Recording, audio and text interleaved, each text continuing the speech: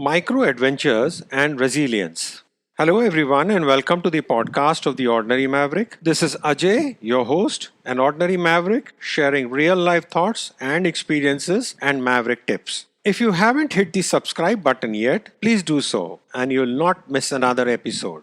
We often read about adventures in books, magazines, or we see these in movies, and I'm sure the thought has come, I need to go on an adventure too, right? Or we feel like, oh, these adventures are for them, those people. One needs to actually be a traveler, an explorer to be able to go on an adventure. Don't you think that?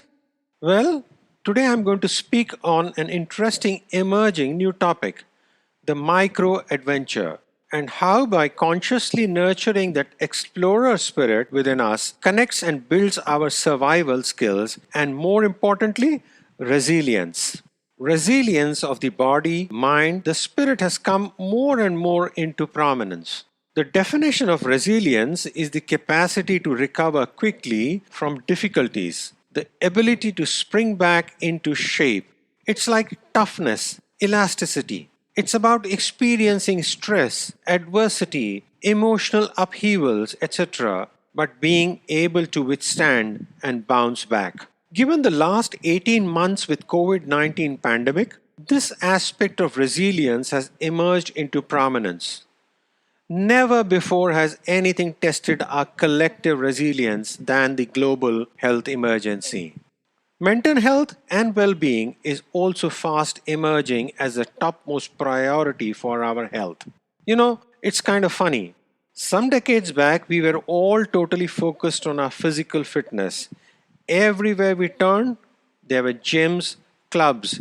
Everyone was into walking, being fit. And then there was the entire wave for emotional fitness, focus on yoga, meditation, and being spiritual. Speaking to people, one found that almost everyone was into some kind of yoga or had gone into a retreat or something related to the same. But now, you know what? It's time for resilience building. Mark my words. The next big thrust is going to be on improving our resilience. I have a feeling we are going to see more and more on building resilience. Maybe resilience clubs, workshop, who knows, right? Well, there is evidence to show that one way to build our resilience skills is with exploration. Keeping the curiosity spirit alive, being open to new things and change, and then being able to adapt to them.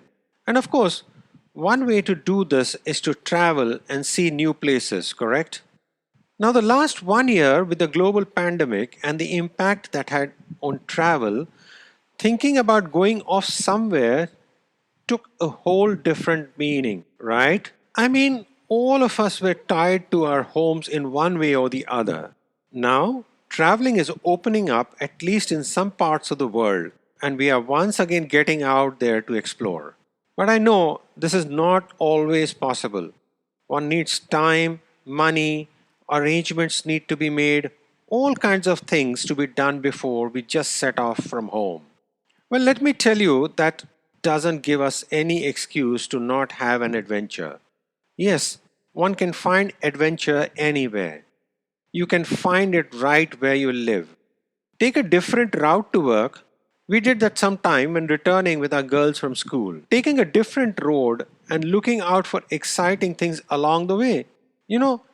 Getting lost in your own neighborhood.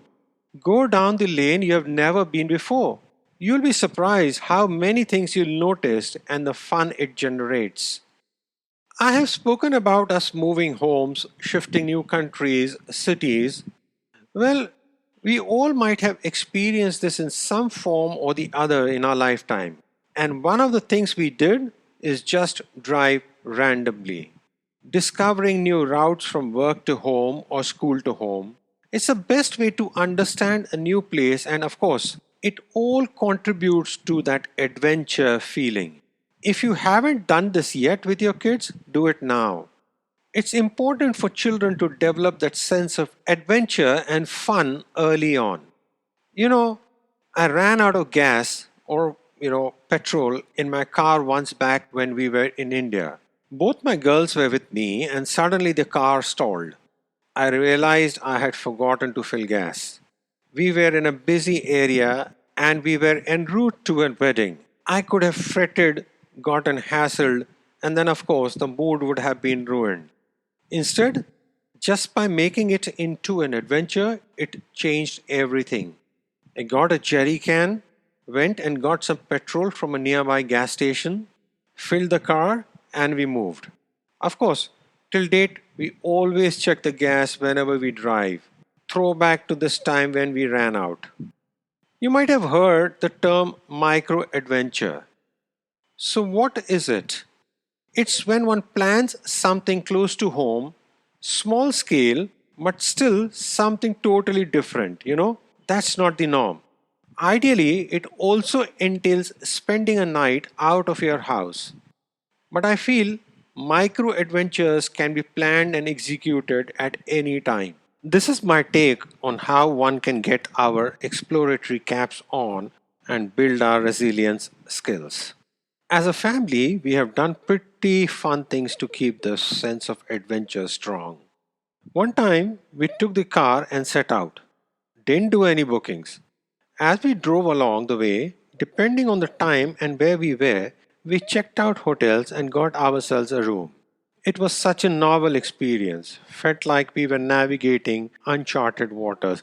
I got a little taste of what explorers might have felt when they sailed the uncharted oceans and discovered new land. We would reach a spot, go and check the hotel rooms, decide where we wanted to stay, and then just go out and find places to eat, to see.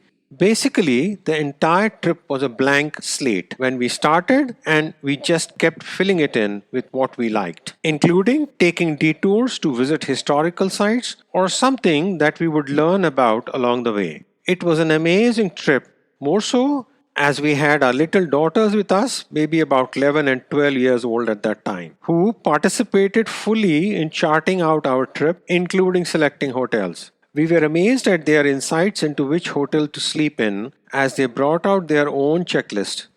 I am sure this experience helps them figure out good hotels even today. That brings something to mind. Our elder daughter was traveling from the US to India during a college break a few years back. Due to various reasons, the flight got delayed leaving from US, and as a result, she missed her connecting flight from London to India. The airline booked her on the next flight, which was almost after 10 hours or so. Well, we get a call from her saying she is checked with the visa officer and they have given her a day visa, and so she is going to travel out of the airport and go see London for the next few hours. We were pleasantly surprised. Here we were thinking, oh no, that's such a long wait. And here she was negotiating a day out in London all on her own. I do believe building the sense of adventure and dealing with changes in plans, the micro adventure part I spoke about earlier, all helps in taking every situation literally by the horns and making the most of it. Let me end this podcast with a Maverick tip. 1. There's never a perfect time to explore. Just do it. Taking a different route to work, for example. 2. When stuck in a challenging situation, take a deep breath and think. This is a micro adventure. Let's just take one step at a time and put on your explorer hat. You will be surprised how just that thought can change everything and decrease stress levels. And 3, jot it down. Keep a journal of all your micro adventures. Just as I have spoken about the memory bank, the humor bank, here is the micro adventure bank. And every once in a while, open the journal and relive these micro adventures. This is truly food for the soul, and the icing is that it helps build resilience. Write in your comments, share your feedback. I would love to hear from you. This is Ajay signing off, wishing you have an amazing day. Stay safe, keep well.